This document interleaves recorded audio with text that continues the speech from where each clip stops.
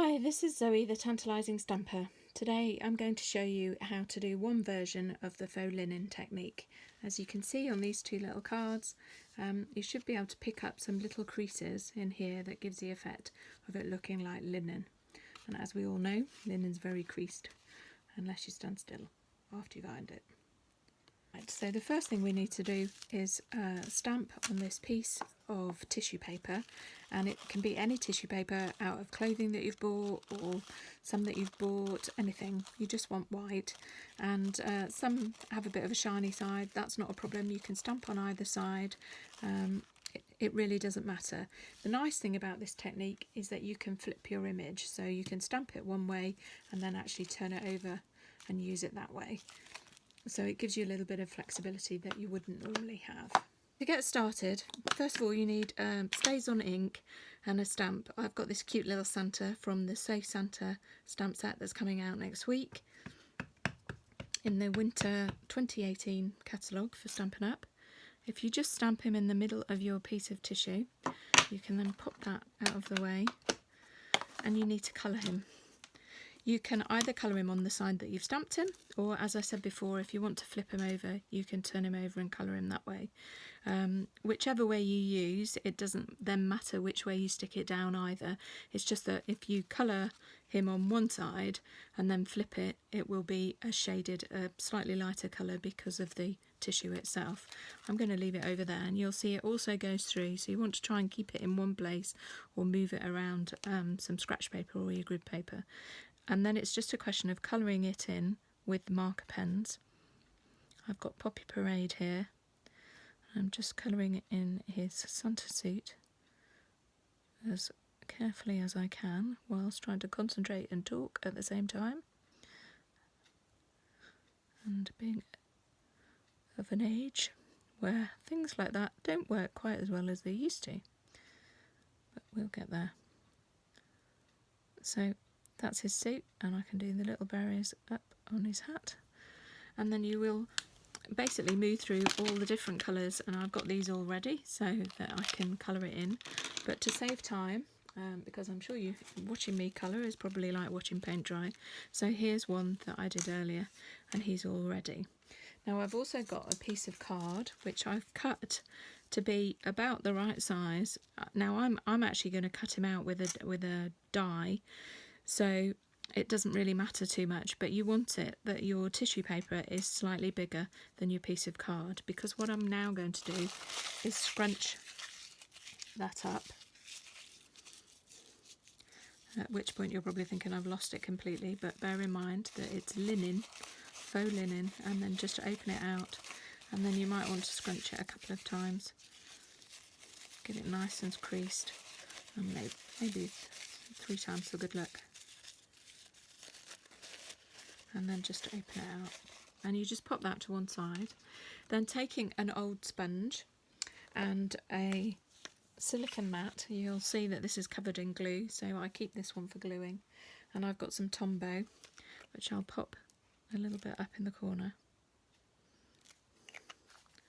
because what you need to do is put your piece of card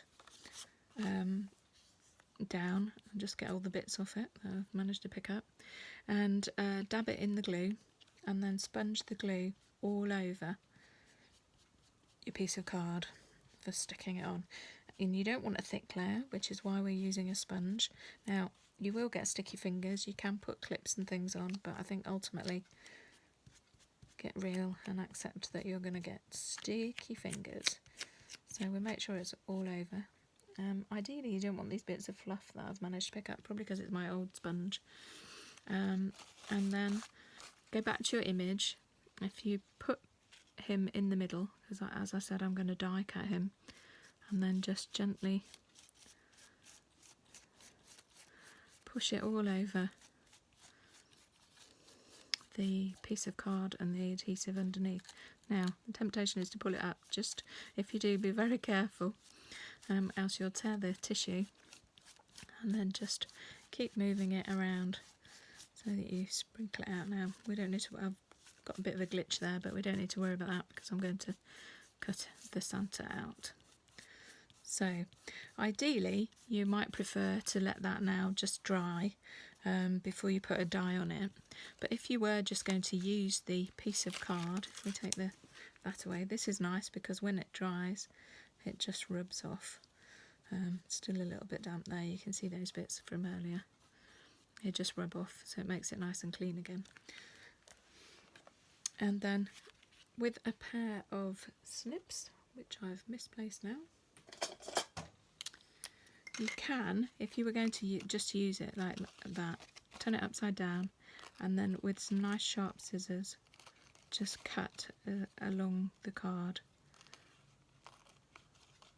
As you want a nice clean edge, well, unless you want a messy edge of course, and then you can just tip that over. But as I said, I'm going to die cut him out using one of the squares from the Stitch Shapes framelets, so it's got the nice stitch pattern and then it cuts out here. But again, because you don't want to see me using a big shot, I've got one that I did earlier, and that's here. So he's all cut nice and neat and tidy, and it's all glued down as well. And to finish off my card, what I'm going to do is pop him onto some dimensionals.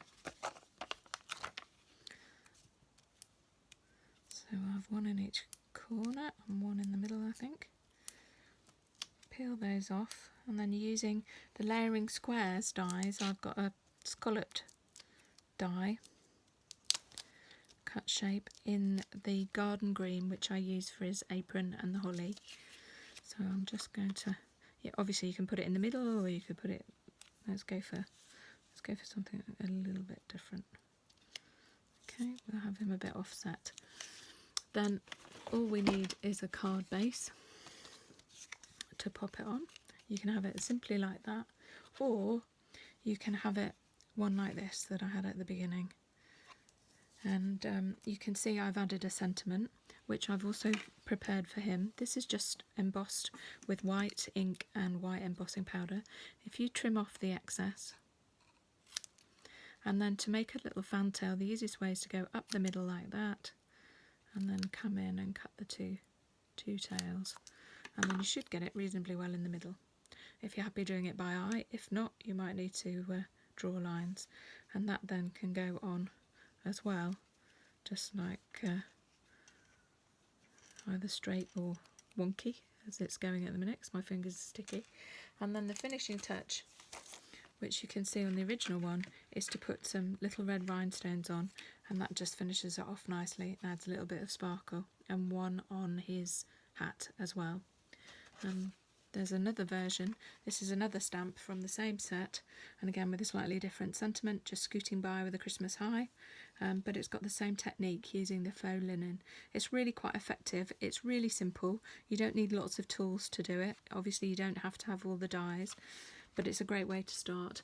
And there's another version which you can see on my blog already, and this is using the Beautiful Day butterfly and a sentiment from Rooted in Nature, and I've used some gems, and I've also used the Buffalo Check background stamp, which is coming out next week also, and you can create your own backgrounds in any colour. It works particularly well with your Stamparatus to get a detailed colour, so if you want it a bit more faded, which mine is, you can have it like that, or you can keep adding ink and make it darker for a darker check. So that is the Faux Linen Technique, and I hope you'll stop by the others in the Totally Techniques blog hop and see what they've done with this similar technique. Thanks for popping by.